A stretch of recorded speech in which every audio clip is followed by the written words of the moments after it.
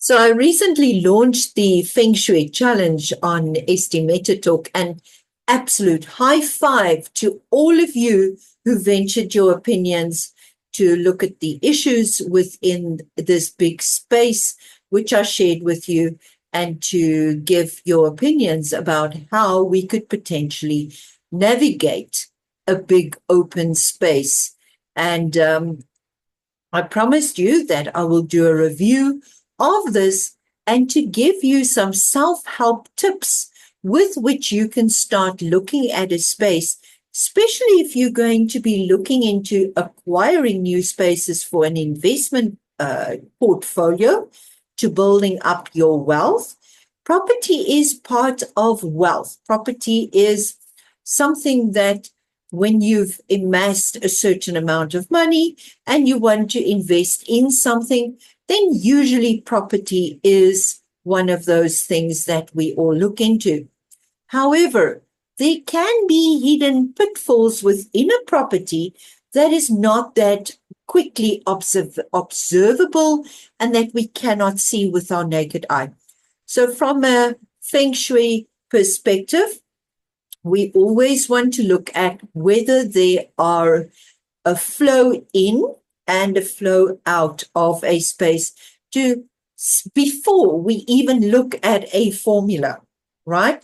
So before applying a formula to a space and say, according to the Shen Kong Dagua flying stars, this is a good space, this is not a good space, I first need to see, is there flow in and is there flow out?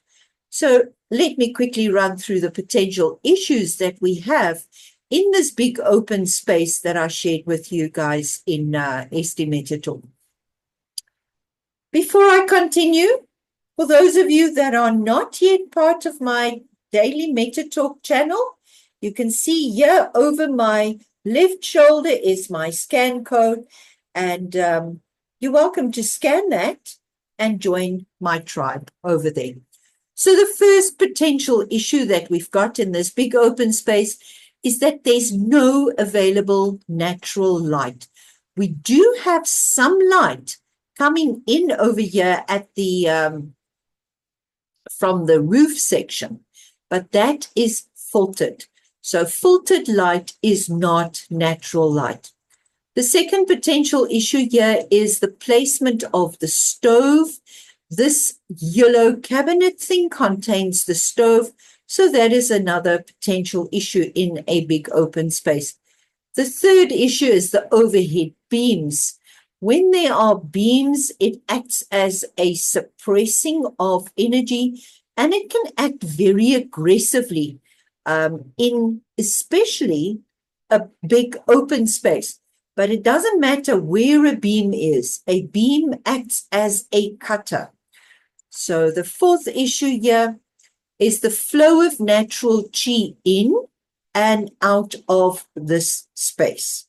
You can see from the door, there's a little bit of flow. From the window, there's a little bit of flow. But where is it flowing out? Nobody knows, right? Fifth issue, the light fitting over here acting as with the metal blades, that looks like metal blades to me, it acts as a cutting of the energy or the chi within this big open space. And that cutting is going to go everywhere. It's not contained to a small section only because there are no clearly defined boundaries within this big open space. The sixth potential issue, and I don't think any of you considered this, but what is the potential electromagnetic influence from the electrical wiring? Now, this is one of those issues that we do not see with our naked eye. But look at where the electrical conduit pipings are running. And this thing here on the left-hand side of the screen looks to me as if it could be a timer either for a swimming pool or for something that might potentially cause some more electromagnetic disruptions.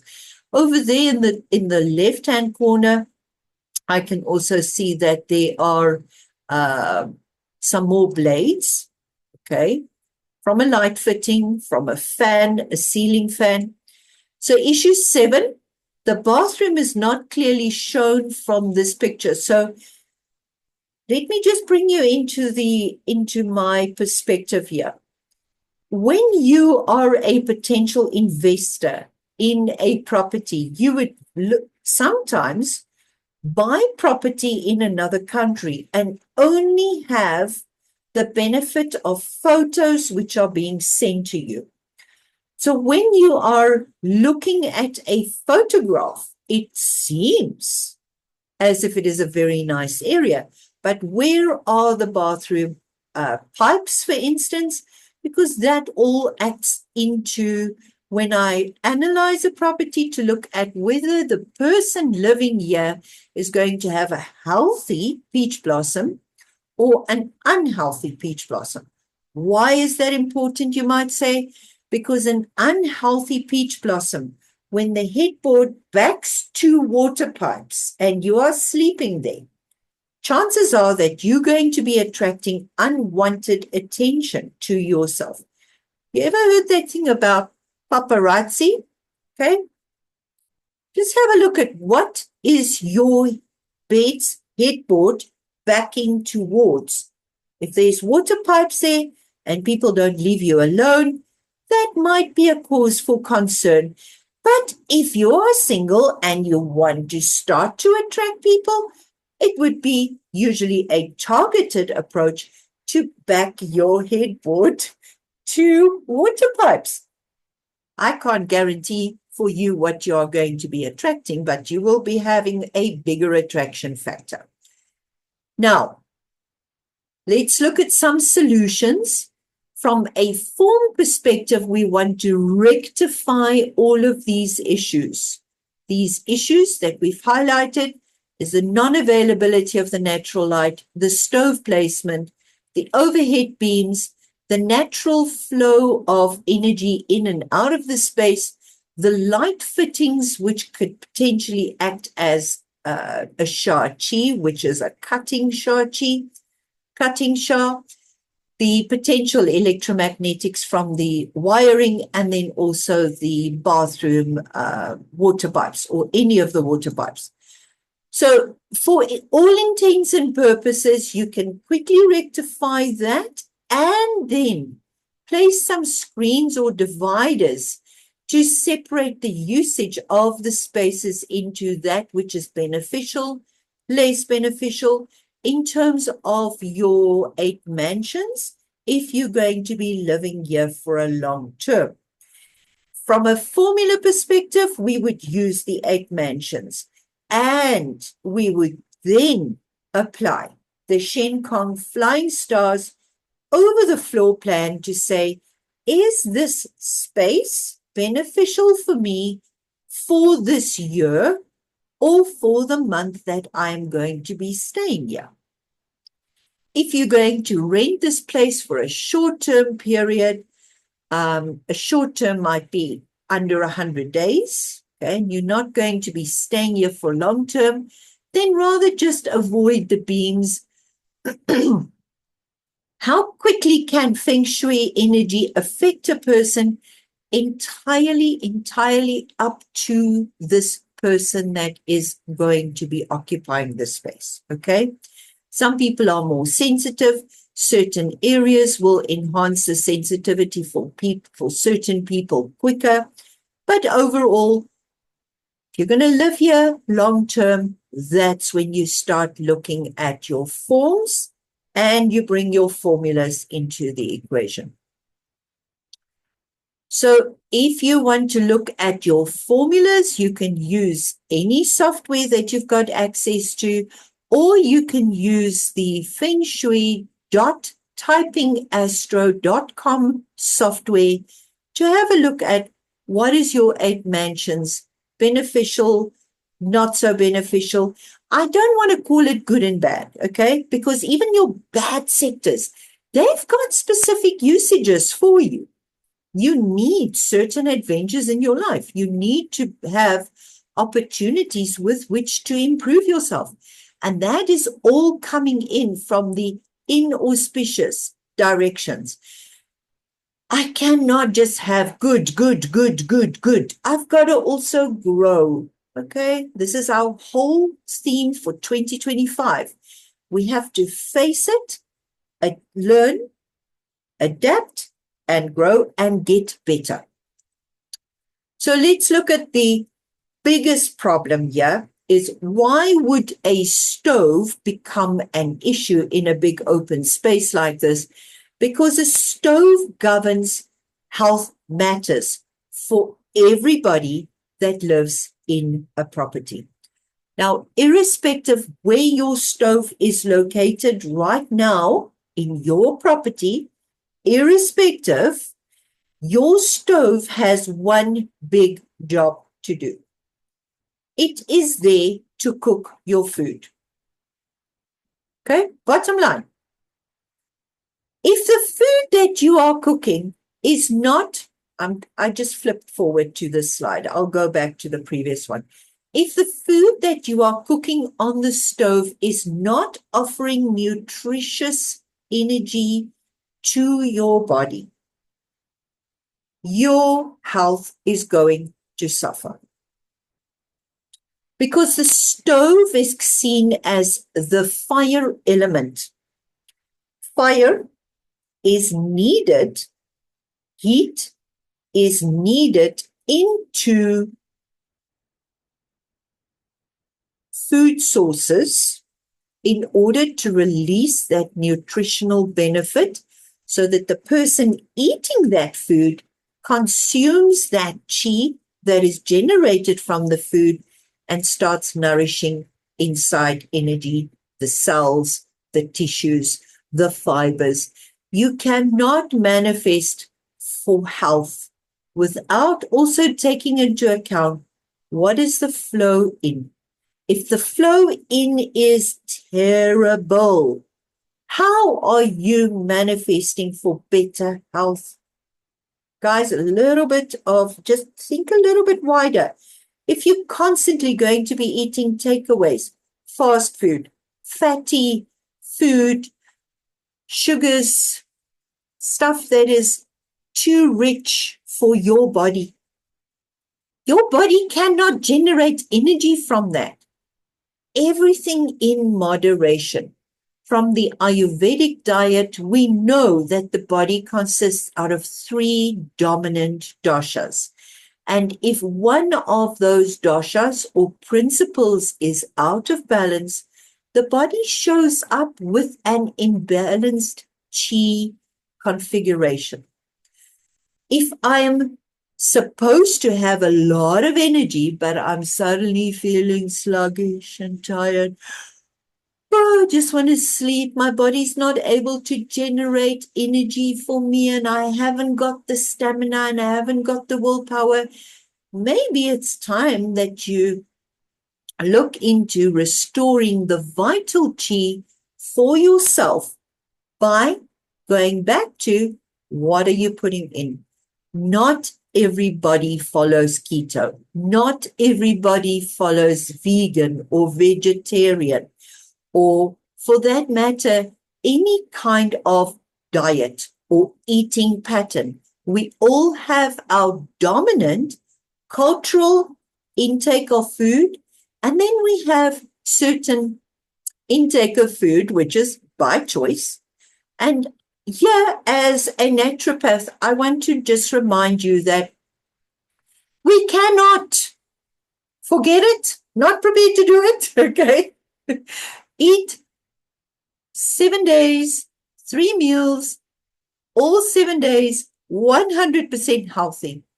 I'm going to say 1 day a week, 1 meal a week, okay? That is when I go for my hamburger, my chips, my pizza, my fast food, my takeaway, something which I know after I eat that, my body is going to feel a little bit more sluggish. Things aren't going to happen as easily as always. And that will be on the day that I can then take a break from my normal routine of consulting or doing coaching or preparing videos for you guys, and I can sit and do no thing except rest. Which days are that going to be for you? You can decide. Okay, but please, back to the food source from the stove. The stove there is supposed to give you that nutrition. One day, no, don't cook at home, right? If you're not cooking at home, this is a non-issue. So a stove needs stability. It needs support. It needs to be against a solid wall so that it feels I have a solid backing. Same with us. If we're going to go, I'm following a healthy, nutritious diet or eating pattern for me, I need that stability. I need that support to say 6 days a week, I am a good eating girl. I'm a good boy eating all my vegetables and my fruits and all my healthy fats and all my healthy oils.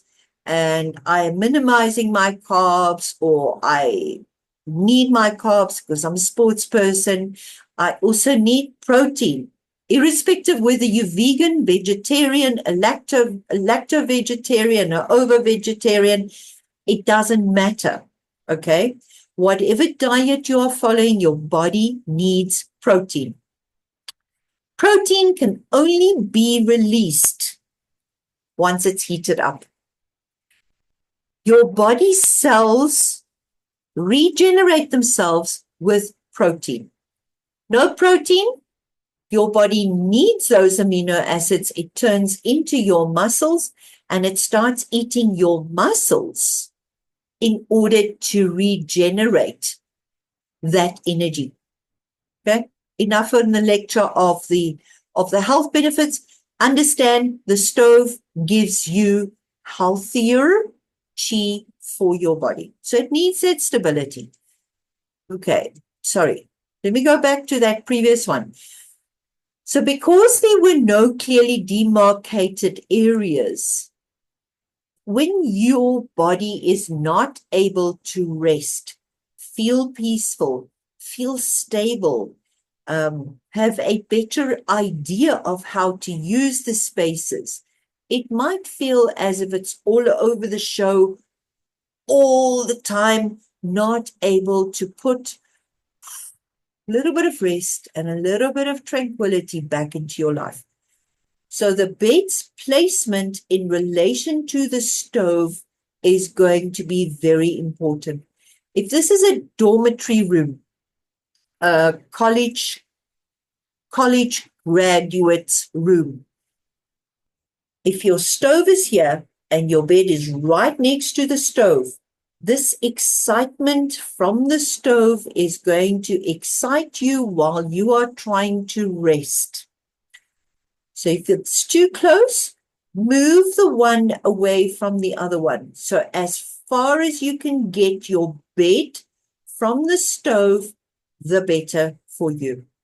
So it's also unhygienic when there's splattering from the stove. It's dangerous because there can be open flames. If there's oil jumping out of the pot, it can become a fire hazard. So if unavoidable and you've got one room and you've got one hot plate, one bed, one table, put the table in between the bed and the fire. Okay, literally. Just move it as far away as possible. Okay, so this one I've shared with you guys. So the solution for not having that solid backing for the stove, move the stove to the solid wall.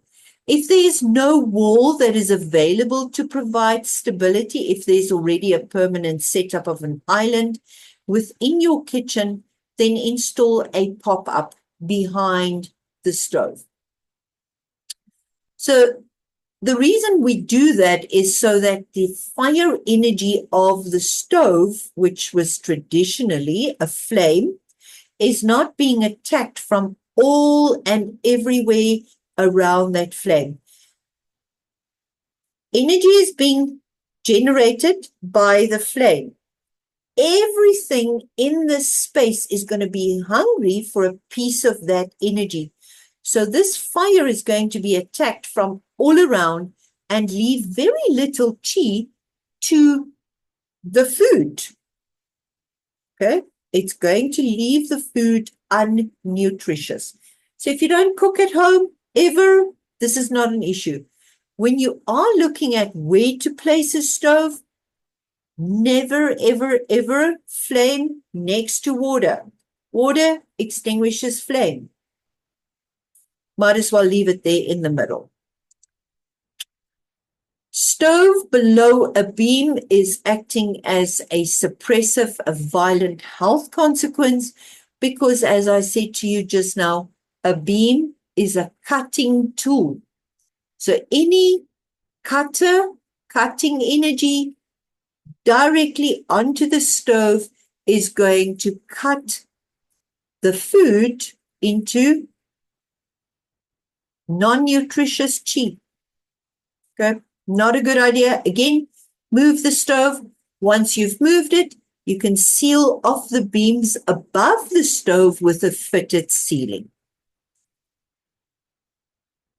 So final point of observation,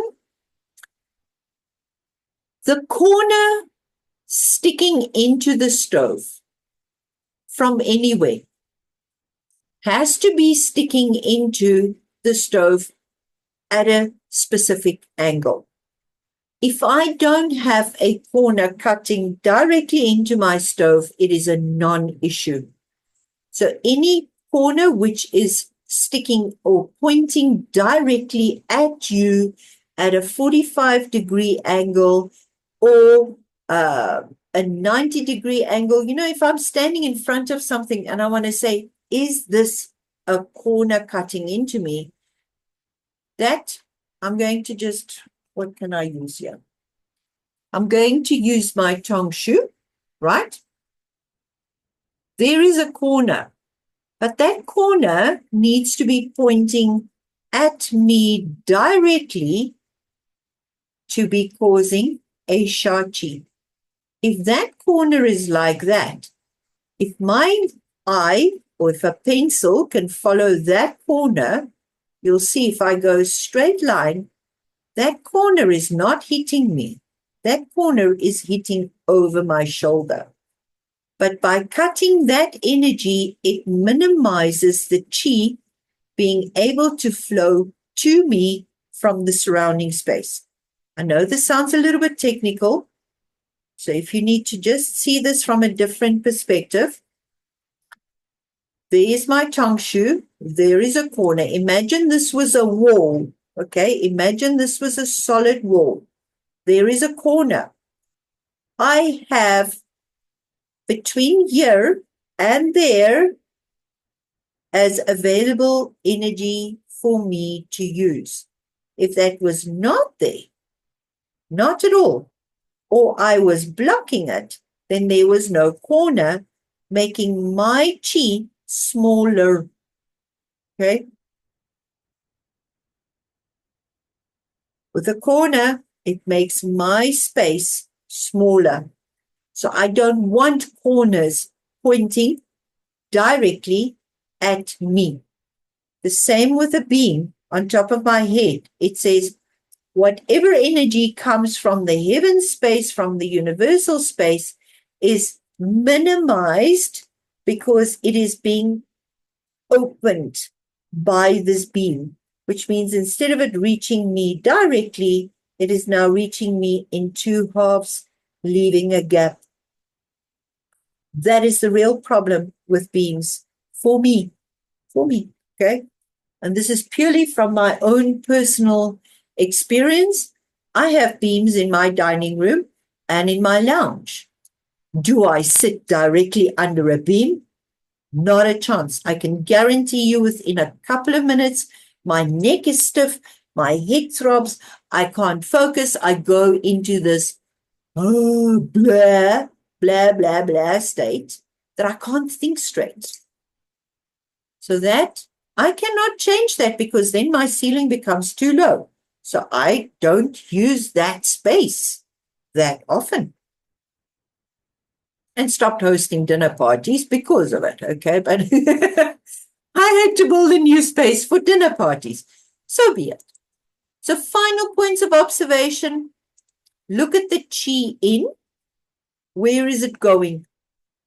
Now it's being used by the people living in the space who is minimizing themselves to little blocks of energy this size, not able to regenerate the chi which they spend on their activities. And I'm left to think, I got more issues with this space than what I don't have issues. So can I move the light fitting? Yes, I can. Can I install an air conditioner or an air cooler or something? Yes, I can. But if I'm going to do that, I need to do that in terms of formula in an area where it's actually going to be able to handle that movement. In period 9, in this next year, especially for the snake, it's going to be energy from fire. So a stove, considering the health implications, needs to have something where it is feeling safe. The big secret to where to put a stove lies in the placement of the knobs, not the stove. The stove plates is one area of fire. How you switch on that fire depends on which direction these knobs are pointing towards. If the knobs of the stove points to your good sectors, your good directions, it is benefiting you. Okay? You've got 4 auspicious, 4 inauspicious. So we want to place the knobs, we want to place the stove in certain schools in the inauspicious area for the house, but the knobs need to be facing your good personal auspicious directions. Now that sometimes takes a little bit of figuring out, but it can be done. And that is why you employ a Feng Shui master or consultant to come and do it for you. From a purely observational perspective, the stove standing in the middle of a space, absolute no-no. Don't even consider taking the space.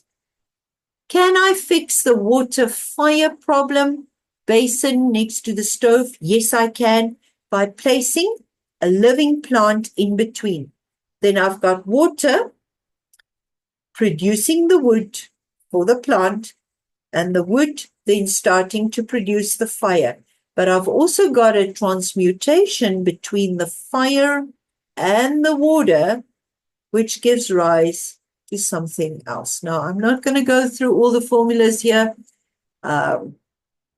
This was purely from an observational perspective to start looking at spaces slightly differently and say, issue, not issue. Okay? Use, don't use. Another observation here is when you look out of this window, you are looking directly to the people living next to you. Great if this is a granny flat. Great if mom and dad wants to keep check on kids having a party or just, using this as a games room, a place where you would not sleep, then it's a completely different story. But if you're going to sleep in a space like this, you might have more problems than what you're not going to have problems. So for successful individuals who are serious about their future, who want to learn or use their own space to support their actions, please do be in touch with me. And if you need me to look at your property, your office, your home, to do an analysis, make some recommendations, I am here. I'm very, very proud of my Feng Shui Mastery qualification from the Joey Yup Academy. Okay, there we go. There we go. And the reason I went and did this certification was because I've been doing Feng Shui for so many years, but I wanted to learn from the environmental perspective and not just from a formula perspective, having applied it for so many years and not understanding really how the environment, the external environment, can either produce in or produce out to a space. So thank you very much for everybody who has participated in my challenge. And if you guys want to join my Telegram channel, please scan my SD Daily Meta Talk barcode over here. And if you wish to employ me to do your Feng Shui for you, to do an analysis and audit, here is my Buy Me a Coffee scan code, and you can go into the products section, and from there you can actually book a consultation.